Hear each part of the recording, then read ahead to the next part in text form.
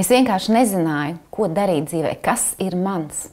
Es nezināju, kas man patīk, kas man padodas, kas man sagādā prieku. Es absolūti vairs nevēlējos strādāt ar grūtībām, ar piespiešanos. Man to negribējās. Es biju nogurusi no tā. Es 17 gadus to darīju. Lai gan tā nav teikts, ka nekad nav bijis prieks, bet tas prieks pamazām izgājis. Es biju kaut ko atstrādājis, kaut kam es biju izgājis cauri.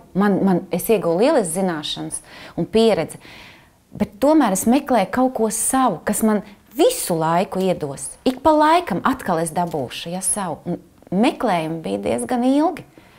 Bija ilgi, kaut kur, to ir pateikšu, kādi 3-4 gadi. Jā. Nu, un tad es satiku Kasparu. Jā, bet tas arī ļoti interesanti. Man draudzene ieteica to. Jo es ļoti uzmanīgi ar skolotājiem arī pat esmu redzējis, kā es ieprogrammējos, jā, kā es atkal klausu kādam, kāds man regulē. Un tas mani lauž. Es to negribēju. Nu, tā kaut kā sāku meklēt un pamazām. Arī tā pretim nākšana bija tā ļoti tā lēnām, jo es vairāk arī klausījos sevī, kā man tas patīk. Un tad es ar prieku redzēju, kā es atveros, kā es varu būt atklāta un patiesa. Man par to neviens nesit. Es to varu teikt, to, ko es tiešām jūtu. Mums tās sarunas bija ļoti, ļoti patiesas.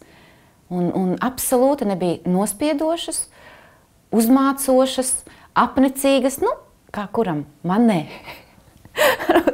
Es ceru, ka Kasparam arī nē, jo tāda blakus būšana, tas ir liels retums. Tas ir talants.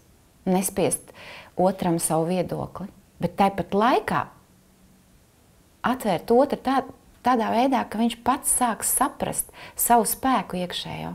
Saprot, viņš tā kā mostās.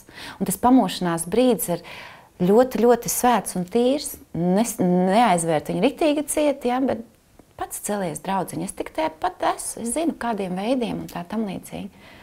Man tie veidi vairs nebija tik svarīgi, kā es pati kaifā sāku sev vērot, kas notiek.